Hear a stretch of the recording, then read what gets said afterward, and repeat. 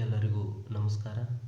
ಆತ್ಮೀಯ ವಿದ್ಯಾರ್ಥಿ ಮಿತ್ರರೇ, ನೀವು ಲಾಸ್ಟ್ ಕ್ಲಾಸಲ್ಲಿ ಸಾಮಾಜಿಕ ಒಂದು ಪ್ರಮುಖ ಸಂಸ್ಥೆಯಾದಂತಹ ವಿವಾಹದ ಪರಿಚಯದೊಂದಿಗೆ ಅದರ ಅರ್ಥ, ವ್ಯಾಖ್ಯೆಗಳು ಮತ್ತು ಅದರ ಲಕ್ಷಣಗಳ ಬಗ್ಗೆ ತಿಳಿದುಕೊಂಡಿದ್ದೀರಿ.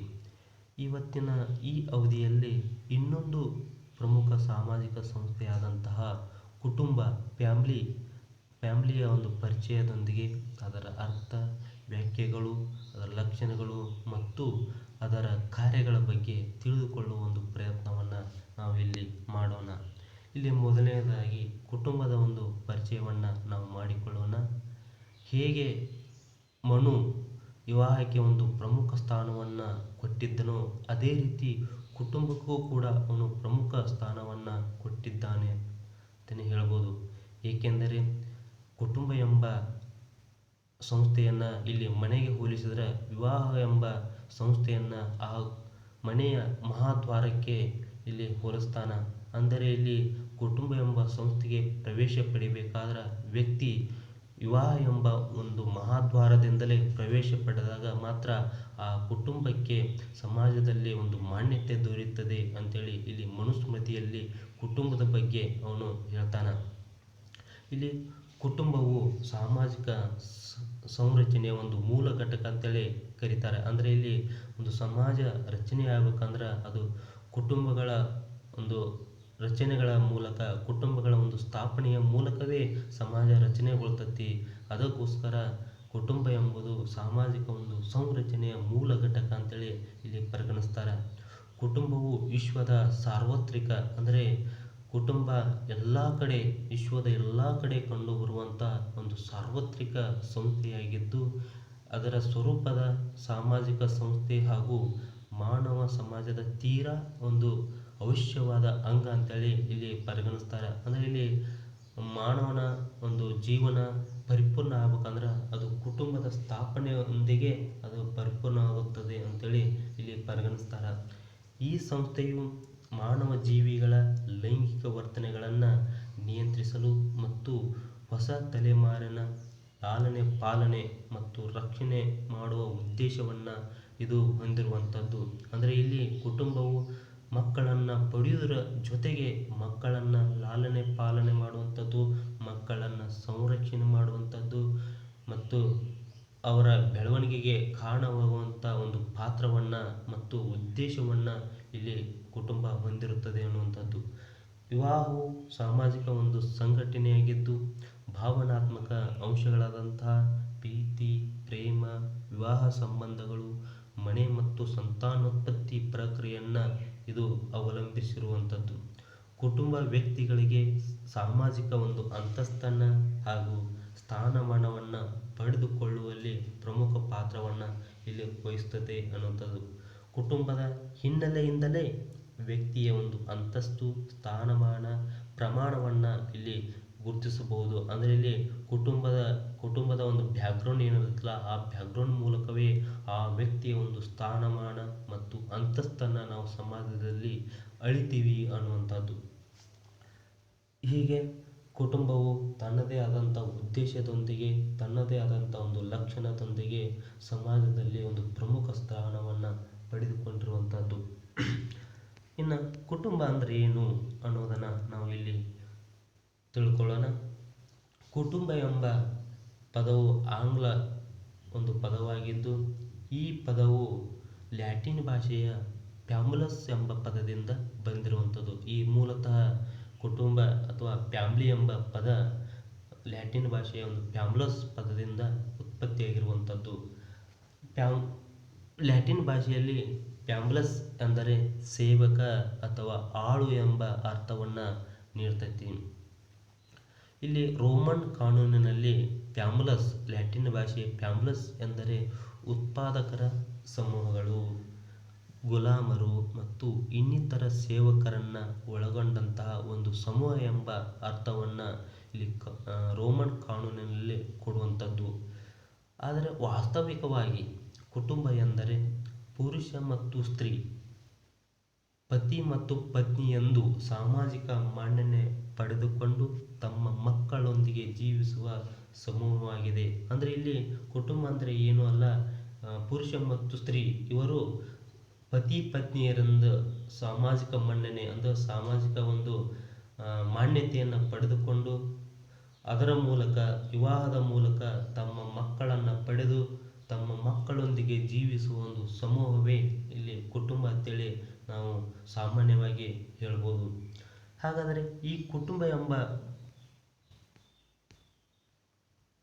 ಪದಕ್ಕೆ ಹಲವಾರು ಸಮಾಜಶಾಸ್ತ್ರಜ್ಞರು ತಮ್ಮದೇ ಆದಂಥ ವ್ಯಾಖ್ಯೆಗಳನ್ನು ಇಲ್ಲಿ ನೀಡಿರುವಂಥದ್ದು. ಅದೇ ರೀತಿ ಮೊದಲನೇದಾಗಿ ಇಲ್ಲಿ ಬರ್ಗೆಸ್ ಮತ್ತು ಲಾಕ್ ಅವರು ದಿ ಫ್ಯಾಮಿಲಿ ಎಂಬ ಒಂದು ಗ್ರಂಥದಲ್ಲಿ ಕುಟುಂಬಕ್ಕೆ ಒಂದು ವ್ಯಾಖ್ಯಾನ ನೀಡ್ತಾರೆ. ಅದೇನೆಂದರೆ, ಕುಟುಂಬವು ವಿವಾಹ, ರಕ್ತ ಸಂಬಂಧ ಅಥವಾ ದತ್ತು ಸ್ವೀಕಾರದಿಂದ ಕೂಡಿದಂತಹ ಒಂದು ಪ್ರಾಥಮಿಕ ಸಂಸ್ಥೆಯಾಗಿದೆ. ಇದರ ಮೂಲಕ ಸದಸ್ಯರು ಒಂದೇ ಮನೆಯಲ್ಲಿ ವಾಸ ಮಾಡುತ್ತಾ ಗಂಡ ಹೆಂಡತಿ ಮತ್ತು ಮಕ್ಕಳು ತಮ್ಮ ಸ್ಥಾನಗಳಿಗೆ ತಕ್ಕಂತೆ ಪಾತ್ರ ನಿರ್ವಹಿಸಿ ತಮ್ಮ ಸಾಮಾನ್ಯ ಸಂಸ್ಕೃತಿಯನ್ನು ಕಾಪಾಡುವಲ್ಲಿ ನಿರತರಾಗಿರುವ ಸಮೂಹವನ್ನು ನಾವು ಕುಟುಂಬ ಅಂತೇಳಿ ಕರಿತೀವಿ ಅನ್ನುವಂಥದ್ದು. ಅಂದರೆ ಇಲ್ಲಿ ಕುಟುಂಬ ಅಂದರೆ ಏನಲ್ಲ, ವಿವಾಹ ಒಂದು ರಕ್ತ ಸಂಬಂಧದ ಮೂಲಕ ಅಥವಾ ದತ್ತು ಸ್ವೀಕಾರದಿಂದ ಕೂಡಿದಂಥ ಒಂದು ಪ್ರಮುಖ ಪ್ರಾಥಮಿಕ ಸಂಸ್ಥೆಯಾಗಿದ್ದು, ಇದರ ಸದಸ್ಯರು ಅಂದರೆ ಈ ಒಂದು ವಿವಾಹದ ಮೂಲಕ ಬಂದಂಥ ಸದಸ್ಯರು ಅಥವಾ ಪಡೆದಂಥ ಮಕ್ಕಳು ಒಂದೇ ಮನೆಯಲ್ಲಿ ವಾಸ ಮಾಡುತ್ತಾ, ಅಂದರೆ ಇಲ್ಲಿ ವಾಸ ಮಾಡುವಂಥ ಒಂದು ಸ್ಥಳ ಏನಾಗಿರ್ತೈತಿ, ಒಂದೇ ಮನೆಯಾಗಿರ್ತೈತಿ. ಹಾಗೂ ಗಂಡ ಹೆಂಡತಿ ಮತ್ತು ಮಕ್ಕಳನ್ನು ಇದು ಹೊಂದಿರುವಂಥ ಒಂದು ಸಮೂಹ ಆಗಿರ್ತೈತಿ. ಇಂಥ ಒಂದು ಸಮೂಹದಲ್ಲಿನ ಸದಸ್ಯರು ತಮ್ಮ ಸ್ಥಾನಗಳಿಗೆ ಇಲ್ಲಿ ಗಂಡನ ಸ್ಥಾನಕ್ಕೆ ತಕ್ಕಂತೆ ಗಂಡ ಪಾತ್ರವನ್ನು ನಿರ್ವಹಿಸುವಂಥದ್ದು, ಹೆಂಡತಿ ಸ್ಥಾನಕ್ಕೆ ಹೆಂಡತಿ ಪಾತ್ರವನ್ನು, ಮಕ್ಕಳು ತಮ್ಮ ಪಾತ್ರವನ್ನು ನಿರ್ವಹಿಸಿ ಅದರ ಜೊತೆಗೆ ಒಂದು ಸಾಮಾನ್ಯ ಸಂಸ್ಕೃತಿಯನ್ನು, ಒಂದೇ ರೀತಿಯ ಸಂಸ್ಕೃತಿಯನ್ನು ಇಡೀ ಸದಸ್ಯರೆಲ್ಲರೂ ಕಾಪಾಡುವಲ್ಲಿ ನಿರತರಾಗಿರುವ ಒಂದು ಸಮೂಹವನ್ನು ನಾವು ಕುಟುಂಬ ಅಂತೇಳಿ ಕರಿಬೋದು ಅಂತೇಳಿ ಇಲ್ಲಿ ಪಾರ್ಕ್ ಆ್ಯಂಡ್ ಬರ್ಗೆಸ್ ಮತ್ತು ಲಾಕ್ ಅವರು ಹೇಳ್ತಾರೆ. ಇನ್ನು ಎರಡನೆಯದಾಗಿ ಅಕ್ಬರ್ ಮತ್ತು ನಿಮ್ಕ್ಯಾಪ್ ಅವರು ಏನು ಹೇಳ್ತಾರೆ ಅನ್ನೋದನ್ನು ನಾವು ನೋಡೋಣ. ಇಲ್ಲಿ ಅಕ್ಬರ್ ಮತ್ತು ನಿಮ್ಕ್ಯಾಪ್ ಅವರು ಕುಟುಂಬವು ಸಾಮಾನ್ಯವಾಗಿ ಸಂತತಿ ರಹಿತ ಅಥವಾ ಸಂತತಿ ಸಹಿತ ಗಂಡ ಹೆಂಡತಿ ದೀರ್ಘಕಾಲ ಜೀವನ ಮಾಡುವ ಒಂದು ಸಮೂಹ ಎಂದು ವಿವರಿಸಿದ್ದಾರೆ. ಅಂದರೆ ಇಲ್ಲಿ ನಿಮ್ಕ್ಯಾಪ್ ಮತ್ತು ಅಕ್ಬರ್ ಅವರು ಏನು ಹೇಳ್ತಾರೆ ಅಂದರೆ, ಕುಟುಂಬ ಅಂದರೆ ಏನಲ್ಲ, ಅದು ಸಾಮಾನ್ಯವಾಗಿ ಅದು ಮಕ್ಕಳೇ ಇಲ್ಲದೇ ಇರುವಂಥ ಗಂಡ ಹೆಂಡತಿಯ ಕುಟುಂಬ ಆಗಿರ್ಬೋದು, ಅಥವಾ ಮಕ್ಕಳನ್ನು ಪಡೆಯುವುದರ ಮೂಲಕ ರಚನೆಯಾದಂಥ ಕುಟುಂಬ ಆಗಿರ್ಬೋದು. ಇಲ್ಲಿ ಇಂಥ ಕುಟುಂಬದಲ್ಲಿ ಗಂಡ ಹೆಂಡತಿ ದೀರ್ಘಕಾಲ ಜೀವನ ಮಾಡುವಂಥ ಒಂದು ಸಮೂಹವನ್ನು ಇಲ್ಲಿ ಕುಟುಂಬ ಅಂತೇಳಿ ಕರಿಬೋದು ಅಂತೇಳಿ ಹೇಳ್ತಾರೆ. ಅಂದರೆ ಇಲ್ಲಿ ಜೀವನ ಪೂರ್ತಿ ಅಥವಾ ದೀರ್ಘಕಾಲ ಗಂಡ ಹೆಂಡತಿಯರ ಒಂದು ಕೂಡಿ ಬಾಳುವಂಥ ಒಂದು ವ್ಯವಸ್ಥೆಯ ಕುಟುಂಬ ಅಂತೇಳಿ ಇಲ್ಲಿ ಕರೀತಾರೆ.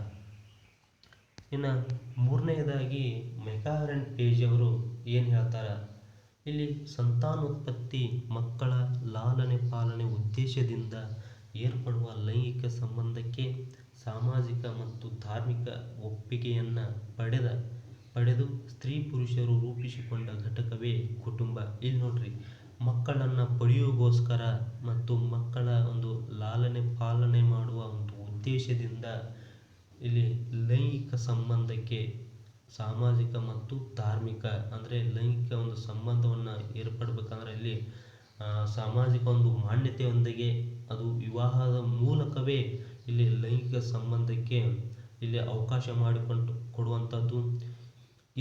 ಈ ಅವಕಾಶ ಸಾಮಾಜಿಕ ಮತ್ತು ಧಾರ್ಮಿಕ ಒಂದು ಒಪ್ಪಿಗೆಯನ್ನು ಪಡೆದು ಇಲ್ಲಿ ವ್ಯಕ್ತಿ, ಅಂದರೆ ಇಲ್ಲಿ ಸ್ತ್ರೀ ಪುರುಷರು ರೂಪಿಸಿಕೊಂಡಿರುವಂತಹ ಘಟಕವೇ ಇಲ್ಲಿ ಕುಟುಂಬ ಅಂತೇಳಿ ಮೆಕಾರನ್ ಪೇಜ್ ಹೇಳ್ತಾರೆ. ಹೀಗೆ ಪ್ರಮುಖ 3 ಸಮಾಜಶಾಸ್ತ್ರಜ್ಞರು ವ್ಯಾಖ್ಯೆಗಳನ್ನು ಇಲ್ಲಿ ನಾವು ನೋಡಿದ್ದೀವಿ.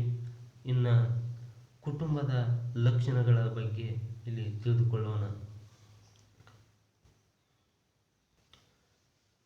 ಕುಟುಂಬದ ಲಕ್ಷಣಗಳು, ಕ್ಯಾರೆಕ್ಟರಿಸ್ಟಿಕ್ಸ್ ಆಫ್ ಫ್ಯಾಮಿಲಿ ಅನ್ನುವಂಥದ್ದು. ಇಲ್ಲಿ 4 ಪ್ರಮುಖ ಲಕ್ಷಣಗಳನ್ನು ನಾವು ನೋಡ್ಬೋದು. ಇಲ್ಲಿ ಮೊದಲನೇದಾಗಿ ಕುಟುಂಬವು ಸಾರ್ವತ್ರಿಕವಾದದ್ದು. 2, ಕುಟುಂಬವು ಜೈವಿಕ ಅಂಶಗಳ ಆಧಾರವಾಗಿದೆ. 3 ಸೀಮಿತ ಗಾತ್ರವನ್ನು ಹೊಂದಿದೆ. 4ನೇದಾಗಿ ಸಾಮಾನ್ಯ ವಾಸಸ್ಥಳ, ಮೂಲಭೂತ ಅವಶ್ಯಕತೆ ಪೂರೈಕೆ ಮತ್ತು ನಾಮಕರಣ ವ್ಯವಸ್ಥೆಯನ್ನು ಇದು ಹೊಂದಿರುವಂಥದ್ದು. ಇವುಗಳನ್ನು ಒಂದೊಂದಾಗಿ ವಿವರಣೆಯೊಂದಿಗೆ ನೋಡೋಣ. ಮೊದಲನೆಯದಾಗಿ ಕುಟುಂಬವು ಸಾರ್ವತ್ರಿಕವಾದದ್ದು. ಫ್ಯಾಮಿಲಿ ಈಸ್ ಎ ಯೂನಿವರ್ಸಲ್ ಅನ್ನುವಂಥದ್ದು.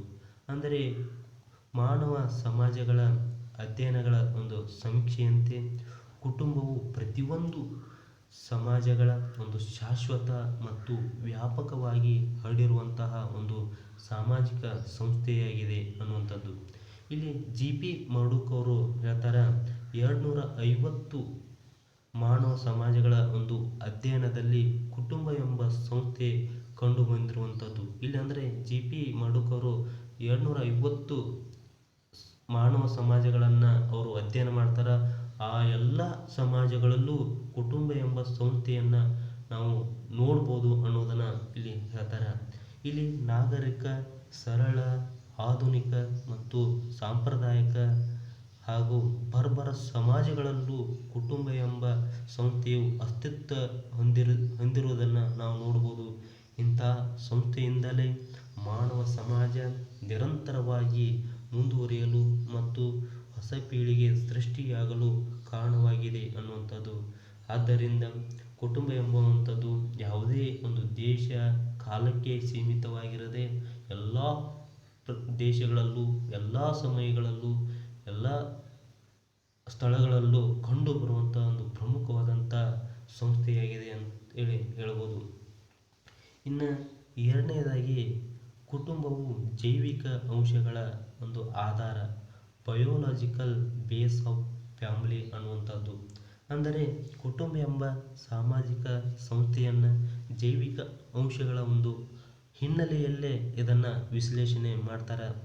ಈ ದೃಷ್ಟಿಕೋನದ ಪ್ರಕಾರ ಲೈಂಗಿಕ ಸಂಬಂಧಗಳ ಅಸ್ತಿತ್ವ ಮತ್ತು ಲೈಂಗಿಕ ಅಭಿಲಾಷೆಗಳೊಂದಿಗೆ ಹೊಸ ಪೀಳಿಗೆ ಅಥವಾ ಸಂತತಿಯನ್ನು ಮುಂದುವರಿಸಿಕೊಂಡು ಹೋಗುತ್ತವೆ ಅನ್ನುವಂಥದ್ದು. ಅಂದರೆ ಇಲ್ಲಿ ಲೈಂಗಿಕ ಸಂಬಂಧಗಳ ಒಂದು ಅಸ್ತಿತ್ವಕ್ಕಾಗಿ ಲೈಂಗಿಕ ಒಂದು ಅಭಿಲಾಷೆಯೊಂದಿಗೆ ಹೊಸ ಪೀಳಿಗೆ ಅಥವಾ ಮಕ್ಕಳನ್ನು ಪಡೆಯುವುದಕ್ಕೋಸ್ಕರ ಮತ್ತು ಮಕ್ಕಳನ್ನು ಪಡೆದು ಆ ಸಮಾಜ ಮುಂದುವರಿಸಿಕೊಂಡು ಹೋಗುವ ಒಂದು ಉದ್ದೇಶದಿಂದ ಇದು ರಚನೆಯಾಗಿರುತ್ತದೆ ಅಂತೇಳಿ ಹೇಳ್ತಾರೆ.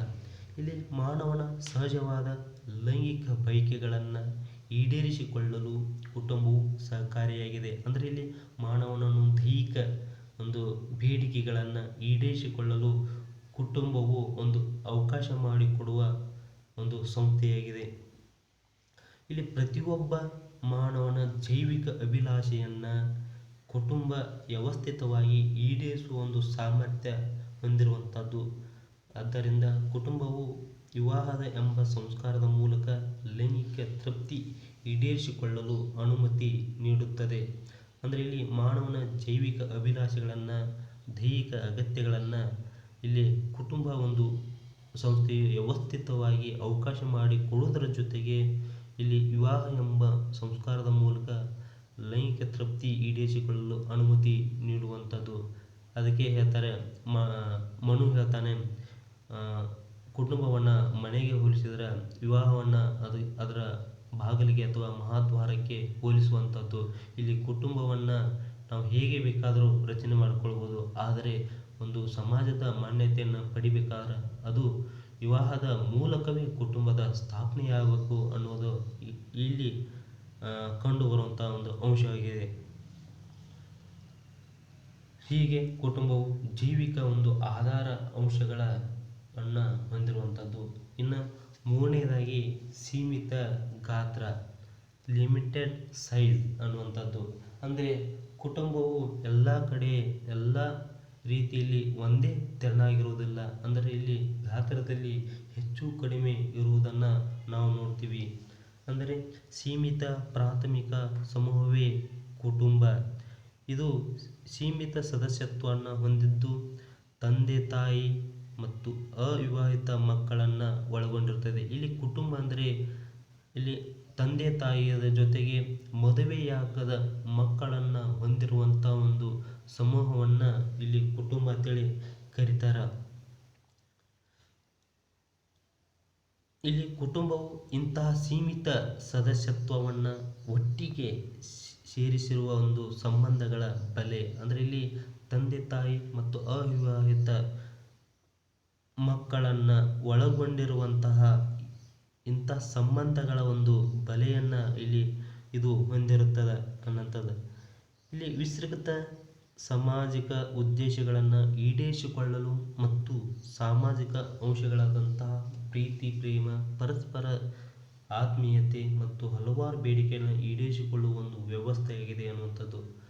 ಅಂದರೆ ಇಲ್ಲಿ ಕುಟುಂಬದ ಒಂದು ಉದ್ದೇಶ ಏನಂದ್ರೆ ಇಲ್ಲಿ ಕುಟುಂಬದ ಸದಸ್ಯರೊಂದಿಗೆ ಪ್ರೀತಿ, ಪ್ರೇಮ, ಪರಸ್ಪರ ಒಂದು ಆತ್ಮೀಯತೆ ಹಾಗೂ ಹಲವಾರು ಬೇಡಿಕೆಗಳನ್ನು ಈಡೇರಿಸಿಕೊಳ್ಳಲು ಸ್ಥಾಪಿಸಿಕೊಂಡಿರುವಂಥ ಒಂದು ಸಮೂಹವಾಗಿದೆ ಅಥವಾ ವ್ಯವಸ್ಥೆಯಾಗಿದೆ ಅಂತೇಳಿ ಇಲ್ಲಿ ಹೇಳ್ಬೋದು. ಹೀಗೆ ಕುಟುಂಬವು ಒಂದು ಸೀಮಿತ ಗಾತ್ರವನ್ನು ಇಲ್ಲಿ ಹೊಂದಿರುವಂಥದ್ದು. ಇನ್ನು 4ನೇ ಪ್ರಮುಖ ಲಕ್ಷಣ ಅಂದರೆ ಸಾಮಾನ್ಯ ವಾಸಸ್ಥಳ, ಮೂಲಭೂತ ಅವಶ್ಯಕತೆ ಪೂರೈಕೆ ಮತ್ತು ನಾಮಕರಣ ವ್ಯವಸ್ಥೆ. A common residence, fulfilment of basic needs and system of nomenclature ಅನ್ನುವಂಥದ್ದು. ಅಂದರೆ ಕುಟುಂಬ ಅನ್ನುವಂಥದ್ದು ಒಂದು ಸಾಮಾನ್ಯವಾದ ಸ್ಥಳವನ್ನು ಹೊಂದಿರುವಂಥದ್ದು ಹಾಗೂ ಒಂದು ಮೂಲಭೂತ ಅವಶ್ಯಕತೆಯನ್ನು ಪೂರೈಕೆ ಮಾಡಿಕೊಳ್ಳುವ ಉದ್ದೇಶದಿಂದ ಒಂದೇ ಸ್ಥಳದಲ್ಲಿ ವಾಸ ಮಾಡುವಂಥದ್ದು. ಅದರ ಜೊತೆಗೆ ಒಂದು ನಾಮಕರಣ ಅಂದರೆ ಕುಟುಂಬದಲ್ಲಿ ಜನಿಸಿರುವಂತಹ ಹೊಸ ಪೀಳಿಗೆಗಳಿಗೆ ನಾಮಕರಣ ಮಾಡುವಂಥ ಒಂದು ವ್ಯವಸ್ಥೆಯನ್ನು ನಾವು ಇಲ್ಲಿ ನೋಡ್ಬೋದು. ಅಂದರೆ ಕುಟುಂಬದ ಸದಸ್ಯರು ಸಾಮಾನ್ಯವಾಗಿ ಒಂದೇ ಮನೆಯಲ್ಲಿ ವಾಸ ಮಾಡುತ್ತಾ ಅದು ಸದಸ್ಯರಿಗೆ ಮೂಲಭೂತ ಅಗತ್ಯಗಳಾದಂತಹ ಆಹಾರ, ರಕ್ಷಣೆ, ವಸತಿ, ಶಿಕ್ಷಣವನ್ನು ಪೂರೈಸುವುದರ ಜೊತೆಗೆ ಪ್ರತಿಯೊಂದು ಕುಟುಂಬವು ಒಂದು ನಿರ್ದಿಷ್ಟ ಹೆಸರು ಮತ್ತು ಉಪನಾಮದೊಂದಿಗೆ ಗುರುತಿಸಿಕೊಳ್ಳುತ್ತದೆ. ಅಂದರೆ ಇಲ್ಲಿ ಕುಟುಂಬವು ಒಂದು ಸ್ಪೆಸಿಫಿಕ್ ವಿಶೇಷವಾದ ಸ್ಥಳದಲ್ಲಿ ಇದ್ದು ಅದು ಸದಸ್ಯರಿಗೆ ಅಂದರೆ ತನ್ನ ಮಕ್ಕಳಿಗೆ ಆಗಿರ್ಬೋದು ಮತ್ತು ತಂದೆ ತಾಯಿಗಳಿಗೆ ಆಗಿರ್ಬೋದು ಆಹಾರ, ರಕ್ಷಣೆ, ವಸತಿ, ಶಿಕ್ಷಣವನ್ನು ಪೂರೈಸುವುದರ ಜೊತೆಗೆ ತನ್ನದೇ ಆದಂಥ ಒಂದು ವಂಶಾವಳಿಯ ಒಂದು ಹೆಸರನ್ನು ಅಥವಾ ಉಪನಾಮದೊಂದಿಗೆ ಅದು ಗುರುತಿಸಿಕೊಳ್ಳುತ್ತದೆ ಅನ್ನುವಂಥದ್ದು. ಇಲ್ಲಿ ಕುಟುಂಬ ಎಲ್ಲ ಸಾಮಾಜಿಕ ಸಂಸ್ಥೆಗಳಿಂದ ಹೆಚ್ಚು ಶಾಶ್ವತವಾದ ಸ್ವರೂಪವನ್ನು ಹೊಂದಿರುವಂಥದ್ದು. ಅಂದರೆ ಎಲ್ಲ ಸಾಮಾಜಿಕ ಸಮಸ್ಯೆಗಳಿಗೆ ಹೋಲಿಸಿದಾಗ ಇಲ್ಲಿ ಒಂದು ಶಾಶ್ವತವಾದ ಸ್ವರೂಪವನ್ನು ಯಾವುದು ಹೊಂದಿದೆ ಅಂದರೆ ಅದು ಕುಟುಂಬ. ಇದು ಧಾರ್ಮಿಕ, ರಾಜಕೀಯ, ಆರ್ಥಿಕ, ಶೈಕ್ಷಣಿಕ, ಮನರಂಜನೆ ಹೀಗೆ ವಿವಿಧ ಸಂಸ್ಥೆಗಳಿಗಿಂತ ಕುಟುಂಬವು ಶಾಶ್ವತವಾದ ಅಸ್ತಿತ್ವವನ್ನು ಹೊಂದಿದೆ ಎಂದು ಪರಿಗಣಿಸ್ತಾರೆ. ಇಲ್ಲಿ ಕುಟುಂಬದ ಉಪಯುಕ್ತತೆ ಅಂಶಗಳನ್ನು ಇಲ್ಲಿ ವಿಶ್ಲೇಷಣೆ ಅಥವಾ ನೋಡುತ್ತಾ ಹೋದರೆ 2 ವಿಭಿನ್ನ ಅಂಶಗಳ ಮೇಲೆ ಇದು ಬೆಳಕು ಚೆಲ್ಲುವುದನ್ನು ನಾವು ನೋಡ್ತೀವಿ. ಅಂದರೆ ಒಂದನೆಯದಾಗಿ ನವಜಾತ ಶಿಶು ಹಾಗೂ ಮಗು ಕುಟುಂಬದ ಮುಂದಿನ ಭವಿಷ್ಯದ ಕೇಂದ್ರ ಬಿಂದು ಅಂತೇಳಿ ಪರಿಗಣಿಸಿ, ಅದೇ ರೀತಿ ಎರಡನೇದಾಗಿ ತಂದೆ ತಾಯಿ ಕುಟುಂಬದ ವಂಶ ಪರಂಪರೆಯನ್ನು ಮುಂದುವರಿಸುವ ಒಂದು ಆಧಾರ ಸ್ತಂಭ ಅಂತೇಳಿ ಇಲ್ಲಿ ಕರೀತಾರೆ. ಅಂದರೆ ಇಲ್ಲಿ ಕುಟುಂಬ ಅನ್ನುವಂಥದ್ದು ನವಜಾತ ಶಿಶು ಅಥವಾ ಹೊಸದಾಗಿ ಹುಟ್ಟಿದಂಥ ಮಕ್ಕಳು ಕುಟುಂಬದ ಮುಂದಿನ ಭವಿಷ್ಯದ ಕೇಂದ್ರ ಅಂತೇಳಿ ಇಲ್ಲಿ ಪರಿಗಣಿಸುವುದರ ಜೊತೆಗೆ ತಂದೆ ತಾಯಿಯ ಕುಟುಂಬದ ಒಂದು ವಂಶ ಪರಂಪರೆಯನ್ನು ಮುಂದುವರಿಸುವ ಒಂದು ಪಾತ್ರವನ್ನು ಇವರು ವಹಿಸ್ತಾರೆ ಅನ್ನುವಂಥದ್ದು. ಇಲ್ಲಿ ಕುಟುಂಬಗಳು ಕಾಲಕ್ರಮೇಣ ವಿವಿಧ ಆಂತರಿಕ ಮತ್ತು ಬಾಹ್ಯ ಒಂದು ಕಾರಣಗಳಿಂದ ಭೌಗೋಳಿಕ ಪ್ರದೇಶಗಳಲ್ಲಿ ಚದುರಿದರೂ ಇಲ್ಲಿ ಅಥವಾ ಒಡೆದು ಹೋದರೂ ಒಂದು ಮೂಲ ಪ್ರಾದೇಶಿಕ ಹಿನ್ನೆಲೆಯೊಂದಿಗೆ ಅವರು ಭಾವನಾತ್ಮಕ ಆಗಿರ್ಬೋದು, ಸಾಂಸ್ಕೃತಿಕ ಆಗಿರ್ಬೋದು ಮತ್ತು ಮಾನಸಿಕವಾದಂಥ ಒಂದು ನಿಕಟ ಸಂಪರ್ಕವನ್ನು ಏರ್ಪಡಿಸಿಕೊಂಡಿರುತ್ತಾರೆ ಅನ್ನುವಂಥದ್ದು. ಇಲ್ಲಿ ಉದಾಹರಣೆಗೆ ತೆಗೆದುಕೊಳ್ಬೋದು, ವಿವಾಹಿತ ದಂಪತಿಗಳು ಅನಿವಾರ್ಯ ಕಾರಣಗಳಿಂದ 2 ನಗರಗಳಲ್ಲಿ ನೆಲೆಸಿರಬಹುದು ಮತ್ತು ಅವರ ಮಕ್ಕಳು ಕೂಡ ಬೇರೆ ಬೇರೆ ಪ್ರದೇಶಗಳಲ್ಲಿ ಶಿಕ್ಷಣ ಅಥವಾ ಆರ್ಥಿಕ ಒಂದು ಉದ್ದೇಶದಿಂದ ಅಲ್ಲಿ ನೆಲೆಸಿರಬಹುದು. ಆದರೂ ಕೂಡ ಅವರೆಲ್ಲರೂ ಒಂದು ಕುಟುಂಬದ ಸದಸ್ಯರು ಎಂಬ ಮನೋಭಾವನೆ ಆಳವಾಗಿ ಅವರಲ್ಲಿ ಬೇರೂರಿರುತ್ತದೆ ಅಂತೇಳಿ ಹೇಳ್ಬೋದು. ಹೀಗೆ ವಿಶೇಷ ಒಂದು ಲಕ್ಷಣಗಳನ್ನು ಹೊಂದುವುದರ ಮೂಲಕ ಕುಟುಂಬವು ತನ್ನದೇ ಆದಂಥ ಒಂದು ಮಹತ್ವದ ಸ್ಥಾನವನ್ನು ಪಡೆದಿರುವಂಥದ್ದು. ಇನ್ನು ಮುಂದಿನದಾಗಿ ಕುಟುಂಬದ ಕಾರ್ಯಗಳು. ಇದು ಯಾವ್ಯಾವ ಉದ್ದೇಶಕ್ಕೆ ಯಾವ್ಯಾವ ಕಾರ್ಯಗಳನ್ನು ಮಾಡೋದಕ್ಕೋಸ್ಕರ ಕುಟುಂಬ ರಚನೆಯಾಗಿದೆ ಅನ್ನೋದನ್ನು ನಾವು ಈಗ ತಿಳಿದುಕೊಳ್ಳೋಣ. ಇಲ್ಲಿ ಕುಟುಂಬದ ಕಾರ್ಯಗಳನ್ನು ಆಧಾರದ ಮೇಲೆ 2 ಕಾರ್ಯಗಳಾಗಿ ಇದನ್ನು ವಿಭಾಗ ಮಾಡ್ತಾರೆ. ಇಲ್ಲಿ ಮೊದಲನೇದಾಗಿ ಪ್ರಾಥಮಿಕ ಕಾರ್ಯಗಳು, ಎರಡನೇದಾಗಿ ಮಾಧ್ಯಮಿಕ ಕಾರ್ಯಗಳು. ಈ ರೀತಿ 2 ವಿಭಾಗಗಳಾಗಿ ವಿಂಗಡಣೆ ಮಾಡ್ತಾರೆ. ಈಗ ಈ 2 ಕಾರ್ಯಗಳನ್ನು ಒಂದು ವಿವರಣೆಯೊಂದಿಗೆ ನಾವು ನೋಡೋಣ. ಇಲ್ಲಿ ಮೊದಲನೇದಾಗಿ ಪ್ರಾಥಮಿಕ ಕಾರ್ಯಗಳು, ಪ್ರೈಮರಿ ಫಂಕ್ಷನ್ ಅನ್ನುವಂಥದ್ದು. ಇದರಲ್ಲೇ ನಾವು 6 ಪ್ರಕಾರದ ಕಾರ್ಯಗಳನ್ನು ನಾವು ನೋಡ್ಬೋದು. ಅಂದರೆ ಪ್ರಾಥಮಿಕ ಕಾರ್ಯಗಳಲ್ಲೇ ನಾವು ಉಪ ಕಾರ್ಯಗಳನ್ನು 6 ಪ್ರಕಾರಗಳಲ್ಲಿ ನೋಡ್ಬೋದು ಅನ್ನುವಂಥದ್ದು. ಅದರಲ್ಲಿ ಮೊದಲನೇದಾಗಿ ಹೊಸ ಸದಸ್ಯರ ಸೇರ್ಪಡೆ ಮತ್ತು ಭೌತಿಕ ಸಂರಕ್ಷಣೆ, ಎರಡನೇದಾಗಿ ಲೈಂಗಿಕ ವರ್ತನೆಗಳ ನಿಯಂತ್ರಣ, ಮೂರನೇದಾಗಿ ನವಜಾತ ಶಿಶುವಿನ ಹಾಗೂ ಯುವ ಪೀಳಿಗೆಯ ಸಮಾಜೀಕರಣ, ನಾಲ್ಕನೇದಾಗಿ ಅಂತಸ್ತಿನ ವರ್ಗಾವಣೆ, ಐದನೇದಾಗಿ ಭಾವನಾತ್ಮಕ ಸಂಬಂಧ, ಆರನೇದಾಗಿ ಅಪೇಕ್ಷಿತ ತೃಪ್ತಿಯನ್ನು ಪೂರೈಸುವ ಕಾರ್ಯ. ಇವುಗಳನ್ನು ನಾವು ವಿವರಣೆಯೊಂದಿಗೆ ನೋಡೋಣ. ಇಲ್ಲಿ ಹೊಸ ಸದಸ್ಯರ ಸೇರ್ಪಡೆ ಮತ್ತು ಭೌತಿಕ ಒಂದು ಸಂರಕ್ಷಣೆ, ರೀಪ್ರೊಡಕ್ಷನ್ ಆ್ಯಂಡ್ ಫಿಸಿಕಲ್ ಪ್ರೊಟೆಕ್ಷನ್ ಅನ್ನುವಂಥದ್ದು.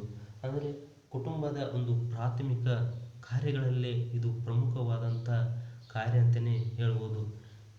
ಪ್ರತಿಯೊಂದು ಸಮಾಜಗಳು ಶಾಶ್ವತವಾಗಿ ಸಂತತಿಯನ್ನು ಅಸ್ತಿತ್ವ ಹೊಂದಬೇಕಾದರೆ ಕಾಲಾನುಗುಣವಾಗಿ ಅಥವಾ ಸಮಯಕ್ಕೆ ಅನುಗುಣವಾಗಿ ಹೊಸ ಸದಸ್ಯರಿಗೆ ಜನ್ಮ ನೀಡುವುದು ಒಂದು ಪ್ರಮುಖವಾದ ಅಂಶವಾಗಿದೆ ಅನ್ನುವಂಥದ್ದು. ಅಂದರೆ ಇಲ್ಲಿ ಹಳೆಯ ಪೀಳಿಗೆಗಳು ಕಣ್ಮರೆಯಾದಂತೆ ಅದರ ಜಾಗಕ್ಕೆ ಹೊಸ ಪೀಳಿಗೆಯನ್ನು ಅಥವಾ ಮಕ್ಕಳನ್ನು ಇಲ್ಲಿ ಸೇರಿಸುವ ಒಂದು ಪ್ರಕ್ರಿಯೆ ಇದರ ಮೂಲಕ ನಡೆಯುತ್ತದೆ ಅನ್ನುವಂಥದ್ದು. ಇಲ್ಲಿ ಕುಟುಂಬವು ಸಂತಾನೋತ್ಪತ್ತಿ ಪಡೆದಿರೋ ಜೊತೆಗೆ ಅಥವಾ ಸಂತಾನೋತ್ಪತ್ತಿ ನಿರಂತರತೆಯಿಂದ ಸೂಕ್ತವಾದಂತಹ ಕಾರ್ಯಗಳನ್ನು ನಿರ್ವಹಿಸಲು ಇದು ಅವಕಾಶ ಮಾಡಿಕೊಡುತ್ತದೆ. ವಯೋವೃದ್ಧರು ಮತ್ತು ಅನಾರೋಗ್ಯ ಪೀಡಿತ ಸದಸ್ಯರಿಗೆ ಉತ್ತಮವಾದಂಥ ಆಹಾರವನ್ನು ಮತ್ತು ಆರ್ಥಿಕ, ಸಾಮಾಜಿಕ ಮತ್ತು ಇನ್ನಿತರ ಆರೈಕೆಗಳನ್ನು ನೀಡುವ ಒಂದು ಅವಕಾಶವನ್ನು ಇಲ್ಲಿ ನಾವು ನೋಡ್ಬೋದು. ಈ ನಿಟ್ಟಿನಲ್ಲಿ ಹೊಸ ಸಂತತಿ ಹಂತ ಹಂತವಾಗಿ ಪ್ರೌಢ ವಯಸ್ಸು ತಲುಪಿ ಇಳಿ ವಯಸ್ಸಿನ ಒಂದು ಸಮೂಹಕ್ಕೆ ಆಹಾರ ಸೌಲಭ್ಯ ಮತ್ತು ಆರೈಕೆ ಮಾಡುತ್ತಾರೆ. ಈ ರೀತಿಯ ಸಾಮಾಜಿಕ ನಿರೀಕ್ಷೆ ಎಲ್ಲ ಕಾಲಾವಧಿಗಳಲ್ಲಿ ನಡೆಯುವಂಥದ್ದು.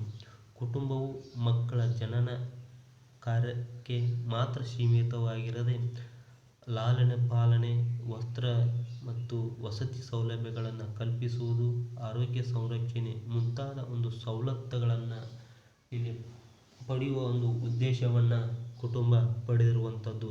ಒಟ್ಟಿನಲ್ಲಿ ಹೇಳಬೇಕಾದ್ರೆ ಇಲ್ಲಿ ಹಳೆ ಪೀಳಿಗೆಯ ಒಂದು ಜಾಗಕ್ಕೆ ಹೊಸ ಒಂದು ಪೀಳಿಗೆಯನ್ನು ತರುವಂಥ ಅಥವಾ ಸೇರ್ಪಡೆ ಮಾಡುವಂಥ ಕೆಲಸವು ಈ ಕುಟುಂಬ ಮಾಡ್ತೈತಿ ಅನ್ನುವಂಥದ್ದು. ಇನ್ನು ಎರಡನೇದಾಗಿ ಲೈಂಗಿಕ ವರ್ತನೆಗಳ ನಿಯಂತ್ರಣ, ರೆಗ್ಯುಲೇಷನ್ ಆಫ್ ಸೆಕ್ಸುವಲ್ ಬಿಹೇವಿಯರ್ ಅನ್ನುವಂಥದ್ದು. ಅಂದರೆ ಕುಟುಂಬವು ಸದಸ್ಯರ ಒಂದು ಲೈಂಗಿಕ ವರ್ತನೆಗಳನ್ನು ನಿಯಂತ್ರಿಸುತ್ತದೆ ಅನ್ನುವಂಥದ್ದು. ಅಂದರೆ ಕುಟುಂಬ ತನ್ನ ಸದಸ್ಯರ ಲೈಂಗಿಕ ವರ್ತನೆಗಳ ಮೇಲೆ ಕಟ್ಟುಪಾಡ ಹೇರಿ ಪ್ರತಿಯೊಬ್ಬ ವ್ಯಕ್ತಿಯ ಲೈಂಗಿಕ ಕ್ರಿಯೆ ಮತ್ತು ವರ್ತನೆಗಳ ಒಂದು ದೃಷ್ಟಿಕೋನಗಳ ದೃಷ್ಟಿಕೋನಗಳು ಕೌಟುಂಬಿಕ ಒಂದು ಹಿನ್ನೆಲೆಯನ್ನು ಅವಲಂಬಿಸಿರುತ್ತದೆ ಅನ್ನುವಂಥದ್ದು. ಲೈಂಗಿಕ ಆಸಕ್ತಿಗಳನ್ನು ನಿಯಂತ್ರಿಸಲು ಸಮಾಜ ತನ್ನದೇ ಆದಂತಹ ಸಾಮಾಜಿಕ ನಿಯಮಗಳ ಮೂಲಕ ವ್ಯಕ್ತಿಗಳ ಲೈಂಗಿಕ ಕ್ರಿಯೆ ಯಾವ ರೀತಿ ಮತ್ತು ಯಾವ ಸಂಗಾತಿಯೊಂದಿಗೆ ಪಡೆದುಕೊಳ್ಳಬೇಕೆಂದು ಇದು ಮಾರ್ಗದರ್ಶನ ನೀಡುತ್ತದೆ ಅನ್ನುವಂಥದ್ದು. ಅಂದರೆ ಇಲ್ಲಿ ಕುಟುಂಬದ ಸದಸ್ಯರುಗಳಿಗೆ ಇಲ್ಲಿ ಮದುವೆ ವಯಸ್ಸಿಗೆ ಬಂದ ತಕ್ಷಣ ಮದುವೆಯ ಮೂಲಕ ಇಲ್ಲಿ ಆ ವ್ಯಕ್ತಿಯ ಒಂದು ಲೈಂಗಿಕ ವರ್ತನೆಗಳನ್ನು ನಿಯಂತ್ರಣ ಮಾಡುವ ಕೆಲಸ ಈ ಕುಟುಂಬ ಮಾಡ್ತೈತಿ ಅನ್ನುವಂಥದ್ದು. ಇನ್ನು ಮೂರನೇದಾಗಿ ನವಜಾತ ಶಿಶುವಿನ ಹಾಗೂ ಯುವ ಪೀಳಿಗೆಯ ಸಮಾಜೀಕರಣ, ಸೋಷಿಯಲೈಸೇಷನ್ ಆಫ್ ಯಂಗರ್ ಜನರೇಷನ್ ಅನ್ನುವಂಥದ್ದು. ಇಲ್ಲಿ ಕುಟುಂಬ ತನ್ನ ಸಮೂಹದಲ್ಲಿ ಜನಿಸಿರುವ ಮಕ್ಕಳ ಸಾಮಾಜೀಕರಣದ ಹೊಣೆಗಾರಿಕೆಯನ್ನು ಇಲ್ಲಿ ನಿರ್ವಹಿಸುತ್ತದೆ ಅನ್ನುವಂಥದ್ದು. ಅಂದರೆ ಇಲ್ಲಿ ಕುಟುಂಬದಲ್ಲಿ ಜನಿಸಿದಂಥ ಮಕ್ಕಳು ಇಲ್ಲಿ ಅವರು ಮದುವೆ ವಯಸ್ಸಿಗೆ ಬರೋ ತನಕ ಇಲ್ಲಿ ಪ್ರತಿಯೊಂದನ್ನು ಕಲಿಸುವ ಒಂದು ಪಾತ್ರವನ್ನು ಕುಟುಂಬ ಮಾಡ್ತೈತಿ ಅನ್ನುವಂಥದ್ದು.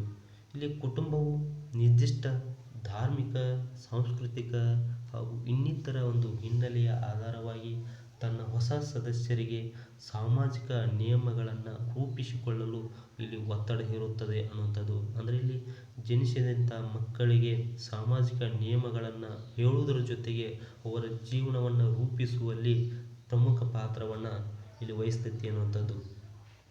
ಇಲ್ಲಿ ಪ್ರತಿಯೊಬ್ಬ ವ್ಯಕ್ತಿಯು ಸಾಮಾಜೀಕರಣ ಪ್ರಕ್ರಿಯೆ ಆರಂಭವಾಗುವುದೇ ಈ ಕುಟುಂಬದಲ್ಲಿ ಅನ್ನುವಂಥದ್ದು. ಅಂದರೆ ವ್ಯಕ್ತಿಯ ಒಂದು ಸಾಮಾಜೀಕರಣ ಪ್ರಾರಂಭವಾಗದೆ ಈ ಕುಟುಂಬದ ಮೂಲಕ ಅಂತೇಳಿ ಇಲ್ಲಿ ಹೇಳ್ತಾರೆ. ಇಲ್ಲಿ ಕುಟುಂಬ ಪ್ರಮುಖವಾದ ಸಾಮಾಜೀಕರಣದ ನಿಯೋಗಿಯಾಗಿ ಕಾರ್ಯನಿರ್ವಹಿಸುತ್ತದೆ. ಅಂದರೆ ಕುಟುಂಬವು ಸಾಮಾಜೀಕರಣದ ಒಂದು ನಿಯೋಗಿ, ಒಂದು ಏಜೆಂಟ್ ಥರ ಪಾತ್ರವನ್ನು ನಿರ್ವಹಿಸುತ್ತಾ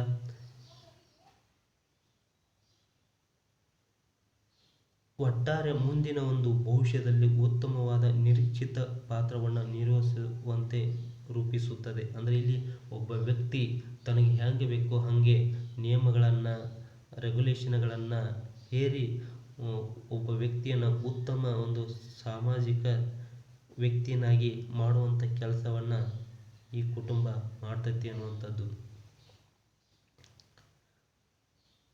ಇನ್ನು ನಾಲ್ಕನೇದಾಗಿ ಅಂತಸ್ತಿನ ವರ್ಗಾವಣೆ, ಸ್ಟೇಟಸ್ ಟ್ರಾನ್ಸ್ಮಿಷನ್ ಅನ್ನುವಂಥದ್ದು. ಅಂದರೆ ಇಲ್ಲಿ ಅಂತಸ್ತು ಒಬ್ಬರಿಂದ ಒಬ್ಬರಿಗೆ ವರ್ಗಾವಣೆ ಆಗುವಂಥ ವ್ಯವಸ್ಥೆಯನ್ನು ನಾವು ಕುಟುಂಬದಲ್ಲಿ ಕಾಣ್ತೀವಿ. ಅಂದರೆ ವ್ಯಕ್ತಿಯು ಯಾವ ಕುಟುಂಬದಲ್ಲಿ ಜನ್ಮ ತಾಳಿದ್ದಾನೆ ಎಂಬ ಆಧಾರವಾಗಿ ಅವನ ಅಂತಸ್ತನ್ನು ಇಲ್ಲಿ ಪಡೆದುಕೊಳ್ಳುವುದು ಸಾಮಾನ್ಯ. ಅಂದರೆ ವ್ಯಕ್ತಿ ಯಾವ ಒಂದು ಕುಟುಂಬದಲ್ಲಿ ಹುಟ್ಟಿದ್ದಾನೆ ಆ ಕುಟುಂಬದ ಒಂದು ಆಧಾರವಾಗಿ ಅವನ ಅಂತಸ್ತು ನಿಂತಿರುತ್ತದೆ ಅನ್ನುವಂಥದ್ದು. ಇಲ್ಲಿ ಸಾಮಾನ್ಯವಾಗಿ ತಂದೆ ತಾಯಿಯ ಅಂತಸ್ತು ನವಜಾತ ಮಗುವಿಗೆ ಸಹಜವಾಗಿ ವರ್ಗಾವಣೆಯಾಗುವಂಥದ್ದು. ನಮ್ಮ ಹಿಂದೂ ಒಂದು ಸಮಾಜದ ವ್ಯವಸ್ಥೆಯಲ್ಲಿ ಪ್ರಮುಖವಾಗಿ ಕಂಡುಬರುವಂತೆ ತಂದೆ ತಾಯಿಯ ಅಂತಸ್ತು ಆಗಿರ್ಬೋದು, ಆಸ್ತಿ ಆಗಿರ್ಬೋದು, ಅವರಿಂದ ಹುಟ್ಟಿದಂಥ ಮಕ್ಕಳಿಗೆ ವರ್ಗಾವಣೆಯಾಗುವ ಒಂದು ವ್ಯವಸ್ಥೆಯನ್ನು ನಾವು ಹಿಂದೂ ಸಮಾಜದಲ್ಲಿ ಕಾಣ್ಬೋದು ಅನ್ನುವಂಥದ್ದು.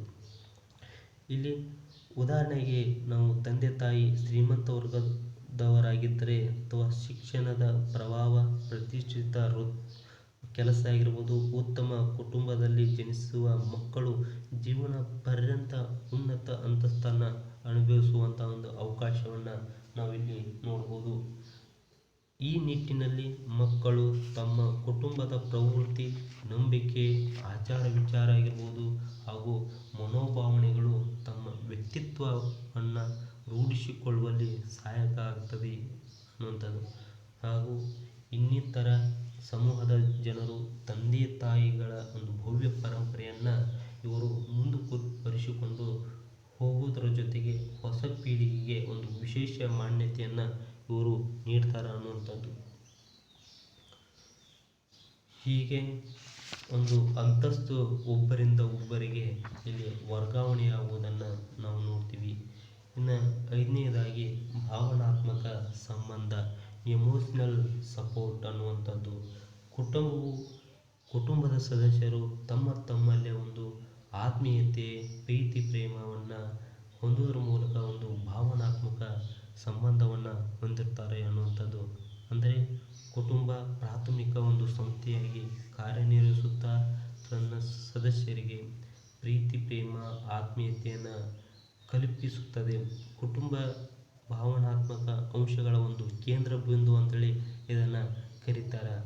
ಪ್ರೀತಿ, ಪ್ರೇಮ, ಸಹಕಾರ, ಮನೋಭಾವ, ಮಮತೆ, ವಾತ್ಸಲ್ಯ ಮುಂತಾದವುಗಳನ್ನು ಸದಸ್ಯರು ತಮ್ಮಲ್ಲೇ ಹಂಚಿಕೊಳ್ಳಲು ಅವಕಾಶ ಇದು ಕಲ್ಪಿಸಿಕೊಡುತ್ತದೆ.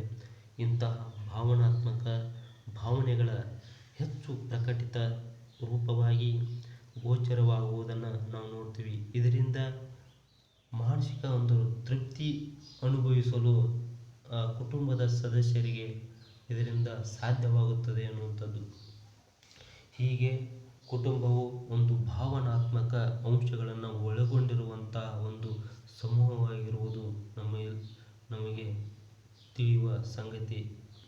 ಇನ್ನು ಕೊನೆಯದಾಗಿ ಅಪೇಕ್ಷಿತ ತೃಪ್ತಿಯನ್ನು ಪೂರೈಸುವ ಕಾರ್ಯ ವಿಶ್ ಫುಲ್ಫಿಲ್ಮೆಂಟ್ ಫಂಕ್ಷನ್ ಅನ್ನುವಂಥದ್ದು. ಅಂದರೆ ಪ್ರತಿಯೊಂದು ಸಾಮಾಜಿಕ ಸಂಸ್ಥೆಗಳಿಂದ ಸದಸ್ಯರು ನಿರ್ದಿಷ್ಟ ಬಯಕೆಗಳನ್ನು ಈಡೇರಿಸಿಕೊಳ್ಳಲು ಅಪೇಕ್ಷೆ ಮಾಡುತ್ತಾರೆ. ಇಲ್ಲಿ ಪ್ರತಿಯೊಂದು ಸಾಮಾಜಿಕ ಸಂಸ್ಥೆಯು ಒಂದು ಉದ್ದೇಶದೊಂದಿಗೆ ಇಲ್ಲಿ ಹುಟ್ಟಿಕೊಂಡಿರುವಂಥದ್ದು. ಅದೇ ರೀತಿ ಕುಟುಂಬವೂ ಕೂಡ ಒಂದು ಪ್ರಮುಖ ಉದ್ದೇಶದೊಂದಿಗೆ ಹುಟ್ಟಿಕೊಂಡಿರುವಂಥದ್ದು. ಅಂದರೆ ಇಲ್ಲಿ ಅಪೇಕ್ಷಿತ ತೃಪ್ತಿಯನ್ನು ಪೂರೈಸುವ ಒಂದು ಉದ್ದೇಶ ಅಂದರೆ ಇಲ್ಲಿ ಲೈಂಗಿಕ, ಮಾನಸಿಕ, ಸೌಂದರ್ಯ ಸುಖವನ್ನು ಅನುಭವಿಸಲು ಇಂಥ ಉದ್ದೇಶಗಳನ್ನು ಈಡೇರಿಸಿಕೊಳ್ಳಲು ಕುಟುಂಬವನ್ನು ವ್ಯಕ್ತಿ ರಚನೆ ಮಾಡಿಕೊಂಡಿದ್ದಾನೆ ಅಂತೇಳಿ ಹೇಳ್ಬೋದು. ಇಲ್ಲಿ ಉದಾಹರಣೆಯಾಗಿ ರಾಜಕೀಯ ವ್ಯವಸ್ಥೆಯಿಂದ, ನಾಗರಿಕ ಸಂರಕ್ಷಣೆಯ ದೃಷ್ಟಿಯಿಂದ ಮತ್ತು ಸಮಾನತೆಯ ಜೀವನ ಶೈಲಿ, ಆರ್ಥಿಕ ವ್ಯವಸ್ಥೆಯಿಂದ ಮೂಲಭೂತ ಅಗತ್ಯಗಳಾದಂತಹ ಆಹಾರ, ವಸತಿ, ಶಿಕ್ಷಣ, ಆರೋಗ್ಯ, ಧರ್ಮವು ಆಧ್ಯಾತ್ಮಿಕ ಭಾವನೆ ಬೆಳೆಸಿ ಜೀವನದ ಒಂದು ಕಷ್ಟ ಸಂಗತಿಯಲ್ಲಿ ಆತ್ಮವಿಶ್ವಾಸವನ್ನು ಗಳಿಸಿಕೊಡುವುದು ಈ ಕುಟುಂಬ ಅಂತಲೇ ಹೇಳ್ಬೋದು. ಅದರ ಜೊತೆಗೆ ಮನರಂಜನೆ, ಮಾನಸಿಕ ಸಂತೃಪ್ತಿ ಮತ್ತು ವಿರಾಮ ವೇಳೆ ಸದುಪಯೋಗ ಮುಂತಾದವುಗಳನ್ನು ಈಡೇರಿಸುವ ಉದ್ದೇಶವನ್ನು ಇದು ಹೊಂದಿದೆ. ಹೀಗೆ ಕುಟುಂಬ ತನ್ನ ಸದಸ್ಯರಿಗೆ ಸಮಗ್ರ ಅಪೇಕ್ಷಿತ ಅಥವಾ ನಿರೀಕ್ಷೆಗೆ ತಕ್ಕಂತೆ ಪೂರೈಸುವ ಒಂದು ಜನಸಮೂಹವನ್ನು ನಾವು ಕುಟುಂಬ ಅಂತಲೇ ಹೇಳ್ಬೋದು. ಇನ್ನು ಎರಡನೆಯ ಪ್ರಮುಖ ಕಾರ್ಯ ಮಾಧ್ಯಮಿಕ ಕಾರ್ಯಗಳು, ಸೆಕೆಂಡರಿ ಫಂಕ್ಷನ್ಸ್ ಅನ್ನುವಂಥದ್ದು. ಇದರಲ್ಲೇ ಇಲ್ಲಿ ಪ್ರಮುಖವಾಗಿ 5 ಉಪ ಕಾರ್ಯಗಳನ್ನಾಗಿ ವಿಭಾಗ ಮಾಡಿ ಇಲ್ಲಿ ವಿಶ್ಲೇಷಣೆ ಮಾಡುವ ಒಂದು ಪ್ರಯತ್ನವನ್ನು ಮಾಡಿದ್ದಾರೆ. ಅವು ಯಾವೆಂದರೆ ಆರ್ಥಿಕ ಕಾರ್ಯಗಳು, ಎಕನಾಮಿಕ್ ಫಂಕ್ಷನ್ಸ್, ಶೈಕ್ಷಣಿಕ ಕಾರ್ಯಗಳು, ಎಜುಕೇಷನಲ್ ಫಂಕ್ಷನ್ಸ್, 3 ಧಾರ್ಮಿಕ ಕಾರ್ಯಗಳು, ರಿಲಿಜಿಯಸ್ ಫಂಕ್ಷನ್ಸ್, 4ನೇದು ಮನೋರಂಜನಾ ಕಾರ್ಯಗಳು, ರಿಕ್ರಿಯೇಷನಲ್ ಫಂಕ್ಷನ್ಸ್, 5ನೇದಾಗಿ ಸಂಸ್ಥೆಗಳ ಆಂತರಿಕ ಸಂಪರ್ಕ, ಇಂಟರ್ ಇನ್ಸ್ಟಿಟ್ಯೂಷನಲ್ ಲಿಂಕೇಜ್ ಅನ್ನುವಂಥದ್ದು. ಇವುಗಳನ್ನು ಒಂದೊಂದಾಗಿ ಇವರೊಂದಿಗೆ ನೋಡೋಣ. ಮೊದಲನೇದಾಗಿ ಆರ್ಥಿಕ ಕಾರ್ಯಗಳು, ಎಕನಾಮಿಕಲ್ ಫಂಕ್ಷನ್. ಪ್ರಾಚೀನ ಮತ್ತು ಮಧ್ಯಕಾಲೀನ ಯುಗದವರೆಗೂ ಕುಟುಂಬವು ಉತ್ಪಾದನೆ ಮತ್ತು ಅನುಭೋಗ ಚಟುವಟಿಕೆಗಳ ಒಂದು ಕೇಂದ್ರವಾಗಿತ್ತಂತೇಳಿ ಹೇಳ್ಬೋದು. ಆದರೆ ಇಂದಿನ ಆಧುನಿಕ ಯುಗದಲ್ಲಿ ಬಹುತೇಕ ಕುಟುಂಬಗಳು ಆದಾಯ ಸಂಪಾದನೆ ಮಾಡುವಂಥ ಒಂದು ವ್ಯವಸ್ಥೆಯನ್ನು ಹೊಂದ್ಯಾವು. ಈ ನಿಟ್ಟಿನಲ್ಲಿ ಹೊರಗೆ ದುಡಿಯುವಂಥ ಸನ್ನಿವೇಶಗಳು ಇಲ್ಲಿ ಸೃಷ್ಟಿಯಾಗಿದ್ದಾವೆ. ಈ ಎಲ್ಲ ಬೆಳವಣಿಗೆಯಿಂದ ಕುಟುಂಬಗಳು ಗ್ರಾಹಕರ ಒಂದು ಸಮೂಹಗಳಾಗಿ ಮಾರ್ಪಟ್ಟಿವೆ. ಇಲ್ಲಿ ಮಾರುಕಟ್ಟೆಯ ಲಭ್ಯವಾಗುವ ವಸ್ತು ಮತ್ತು ಸೇವೆಗಳನ್ನು ಪಡೆದುಕೊಳ್ಳುವುದೇ ಕುಟುಂಬದ ಮತ್ತೊಂದು ಕಾರ್ಯವಾಗಿದೆ. ಇಲ್ಲಿ ಆದಾಯ ಸೃಷ್ಟಿಯಾದಂತೆ ವಿವಿಧ ವಲಯಗಳ ಕುಟುಂಬದ ಸದಸ್ಯರು ದುಡಿಯುತ್ತಾರೆ. ಅಂದರೆ ಇಲ್ಲಿ ಮೂಲತಃ ಕುಟುಂಬ ಏನಾಗಿತ್ತಂದರೆ ಅಲ್ಲಿ ಕುಟುಂಬಗೋಸ್ಕರ ಇಲ್ಲಿ ಆದಾಯ ಅಥವಾ ಕುಟುಂಬದ ಜೀವನಕ್ಕೆ ಬೇಕಾದಂಥ ಒಂದು ಆರ್ಥಿಕ ವ್ಯವಸ್ಥೆಯನ್ನು ಕುಟುಂಬವೇ ಮಾಡಿಕೊಂಡಿತ್ತು ಅನ್ನುವಂಥದ್ದು. ಆದರೆ ಈಗ ಆಧುನಿಕ ಒಂದು ಜಗತ್ತಿನಲ್ಲಿ ನೋಡುವುದಾದರೆ ಈ ಆದಾಯವನ್ನು ಪಡೆಯುವಗೋಸ್ಕರ ಆರ್ಥಿಕ ಒಂದು ವ್ಯವಸ್ಥೆಯನ್ನು ಮಾಡುವಗೋಸ್ಕರ ಕುಟುಂಬದ ಸದಸ್ಯರು ಹೊರಗಡೆ ಹೋಗಿ ದುಡಿಯುವಂಥ ಒಂದು ಪರಿಸ್ಥಿತಿಯನ್ನು ನಾವು ನೋಡ್ತೀವಿ. ಇಂಥ ಸದಸ್ಯರು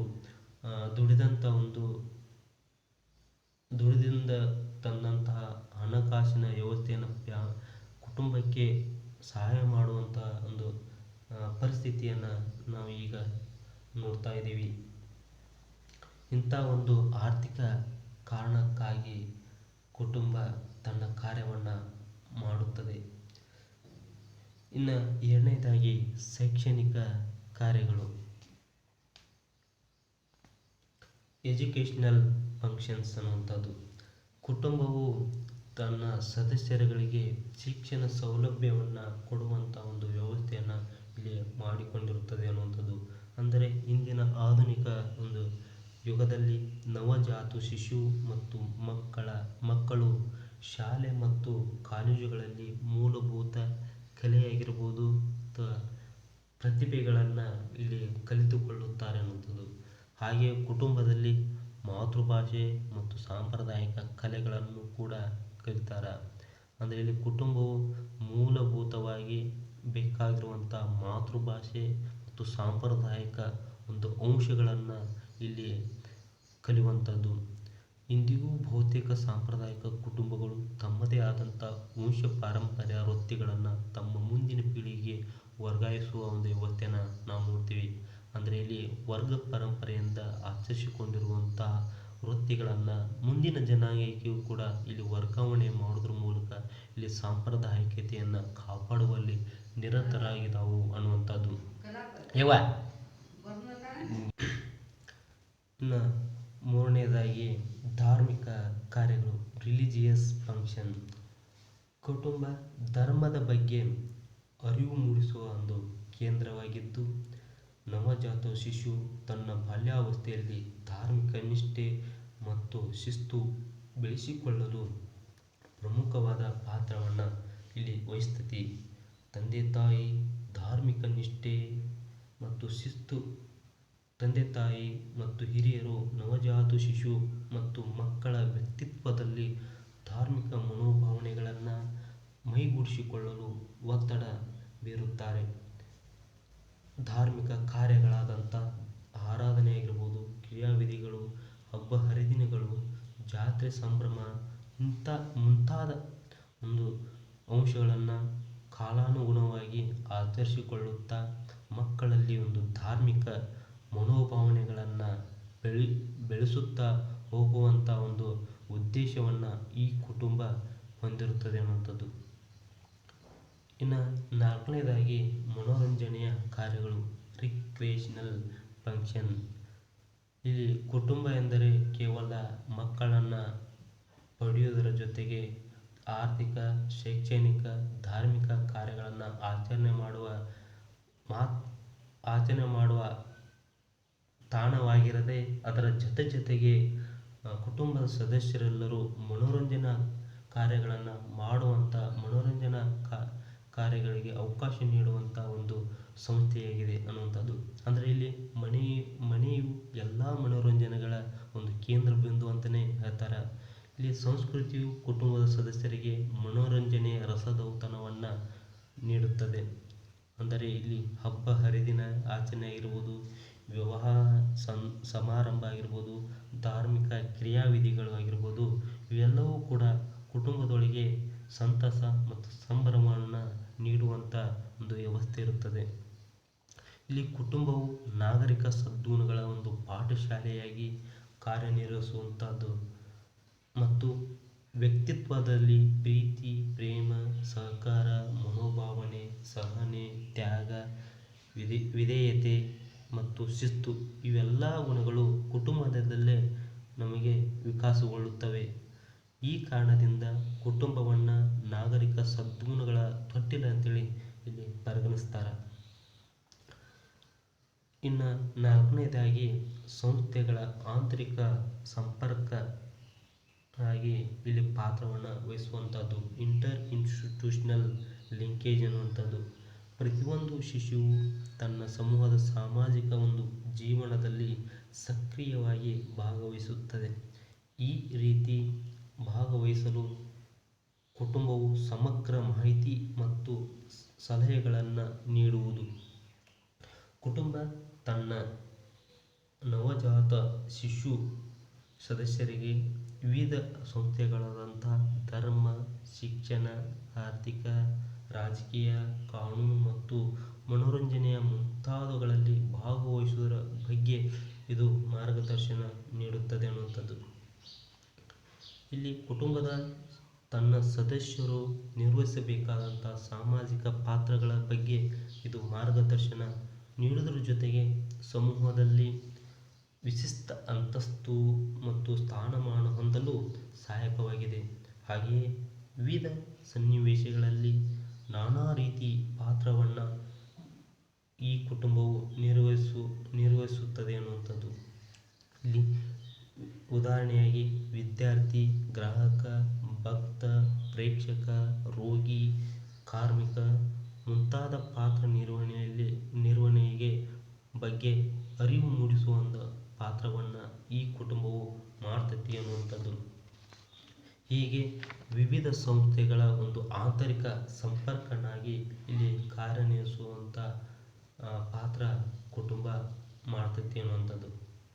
ಹೀಗೆ 5 ಪ್ರಮುಖ ಮಾಧ್ಯಮಿಕ ಕಾರ್ಯಗಳು ಈ ಕುಟುಂಬದಲ್ಲಿ ನಡೀತಾವು ಅನ್ನುವಂಥದ್ದು.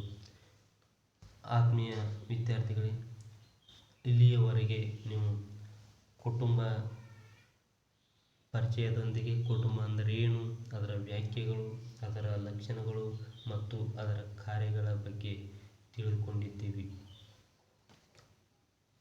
ಏನೇ ಇದ್ದರೂ ಸಮಾಜದಲ್ಲಿ ಕುಟುಂಬವು ಒಂದು ಪ್ರಮುಖ ಪಾತ್ರವನ್ನು ವಹಿಸುವುದರ ಜೊತೆಗೆ ಸಮಾಜ ಮುಂದುವರಿಯಲು ಕಾರಣವಾಗುತ್ತದೆ ಅನ್ನುವಂಥದ್ದು. ಇನ್ನು ಮುಂದಿನ ಕ್ಲಾಸ್ನಲ್ಲಿ ಮುಂದಿನ ಒಂದು ವಿಷಯವನ್ನು ನೋಡೋಣ. ಧನ್ಯವಾದಗಳು.